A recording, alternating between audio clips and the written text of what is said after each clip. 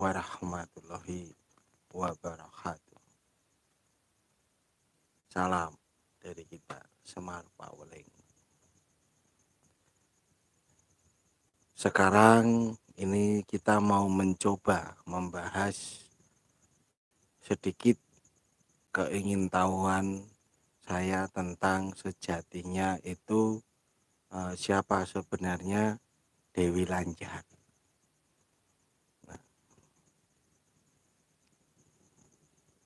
Dengan adanya ini saya mencoba ya untuk memperkenalkan atau untuk memperlihatkan itu sebenarnya itu sosok Dewi Lanjar itu siapa dan dari mana, itu asalnya, dari asal usulnya.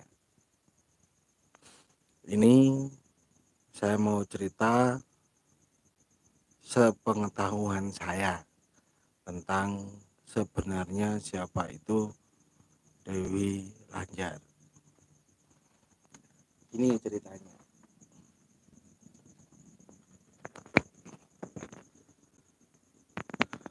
Dahulu kala itu ada satu keluarga, itu namanya itu kalau nggak salah Ki Projo Kusumo, asal dari kerajaan atau Adipaten Gresik waktu dulu.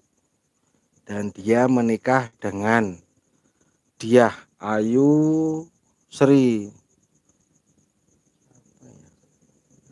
Dyah Ayu Sri Setyodiningrat, itu anak dari kerajaan dulu itu Mataram, anak kedua dari zaman kerajaan Mataram, itu raja yang kedua kalinya. Nah, dia itu mempunyai anak 4. Yang pertama itu tidak mau disebutin namanya. Terus habis itu Raden Mas Ayu Putri Roro Kuning, Ratu Roro Kuning atau biasa Tanjung, oh ya saya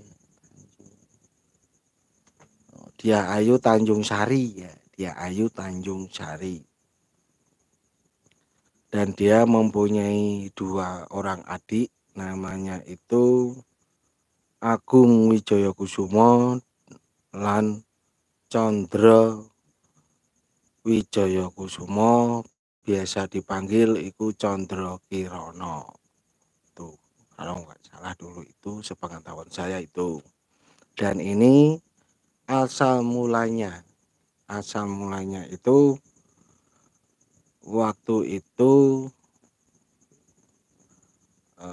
Sri Tanjung Raden Ayu Tanjung Sari niku mempunyai seorang suami, itu kalau nggak salah itu perang, zaman dulu kan perang dan dia kalah.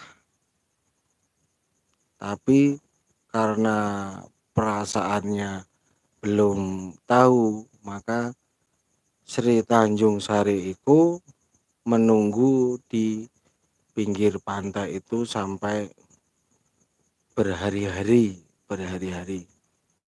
Terus habis itu dia ditemuin seorang resi yang namanya itu Ki Semar, kalau nggak salah Ki Semar. Dia menyuruh Tanjung Sari itu untuk melakukan puasa 7 hari 7 malam berendam di pinggir pantai itu untuk mendapatkan petunjuk, untuk mendapatkan wangsit atau apa itu. Maka dia melakukan selama 7 hari 7 malam. Nah, setelah itu apa yang diinginkan itu enggak terlaksana atau enggak bisa berjumpa dengan suaminya. Maka dia ditemuin sosok perempuan cantik, namanya itu penguasa laut kidul, iku Nyai Ratu Kidul.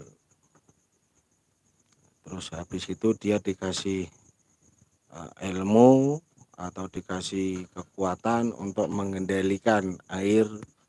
Dari situ terus dia mendapatkan petunjuk, yaitu menguasai area itu utara itu dari Cilacap sampai Jepara, tapi yang khusus kerajaannya itu cuma di Pemalang, Pekalongan, sampai di wilayah Kendal. Itu kerajaannya. Dan sampai sekarang itu masih bisa diperlihatkan wujudnya. Kalau ada yang mencari dan ada yang istilah orang itu laku kepengen ketemu. Tapi alhamdulillah ya banyak orang-orang yang salah jalur. Karena apa? Kebanyakan sudah ketemu dengan Dewi Lanjar itu, dia itu pasti akan memintanya satu, yaitu kekayaan. Kebanyakan kekayaan itu. Kalau mau jelas dan kalau mau istilah orang itu watak perilakunya, ya kita harus ketemu langsung, kita harus melakukan tirakat, kita harus melakukan puasa. Nah nanti bisa ketemu dengan Dewi Lanjar itu. Dan ini mau mencoba menggambarkan sosok seorang Dewi Lanjar. Monggo. Ini saya akan mencoba untuk melakukan ilustrasi singkat tentang sosok atau wujud dari Dewi Lanjar, tapi menurut dengan penglihatan saya. Jadi bila ada kesalahan atau kekurangan mohon dimaafkan. Dia mencoba menggambar dan kita akan mencoba istilah orang itu sedikit berkonsultasi, siapa tahu dia mau rawuh di sini.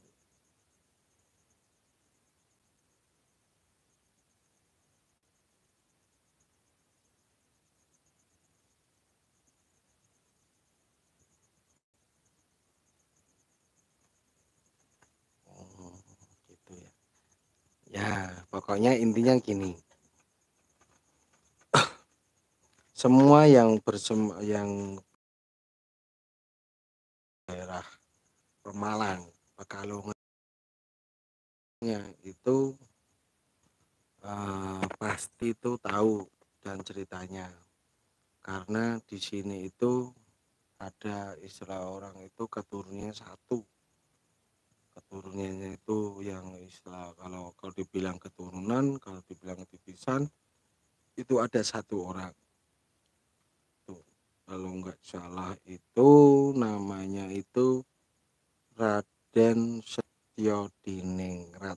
Itu kalau nggak salah sepengetahuan saya itu Dewi Lanjar itu punya anak satu itu. Tapi itu semua kan udah apa-apa. Udah orang itu udah meninggal juga, udah mokso. Nah ini udah agak jelas ini gambarnya. Nih dilihatkan itu wujudnya itu.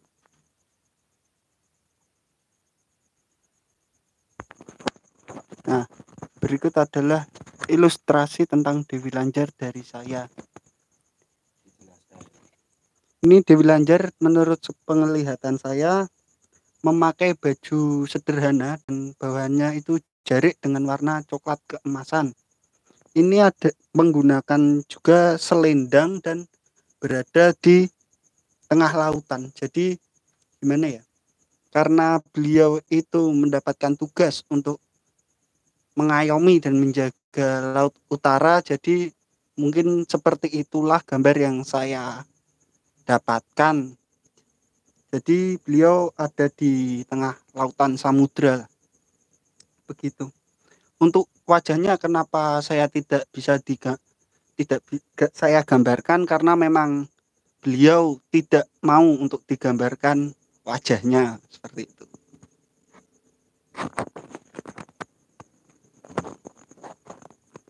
Ya, mudah-mudahan itu semua menjadi tolak ukur kita tentang siapa sebenarnya Dewi Lanjar itu. Dan kurang lebihnya, kalau ada yang merasa tahu dan lebih tahu, saya selaku dari Semar Pauling minta maaf yang sebesar-besarnya. Itu karena saya melihat dan saya cuma bisa tahu itu, dan siapa tahu ada yang lebih tahu lagi. Dan bila mana nanti ada apa-apa atau siapa aja yang merasa lebih tahu, sekali lagi saya mohon maaf yang sebesar-besarnya. Terima kasih. Salam dari kita Semar Pauling. Tolong dibantu subscribe dan komennya. Dan siapa saja yang mau dibantu, mau dipecahkan solusi, ya, silahkan komen. Nanti siapa tahu kita dapat memberikan petunjuk yang jelas.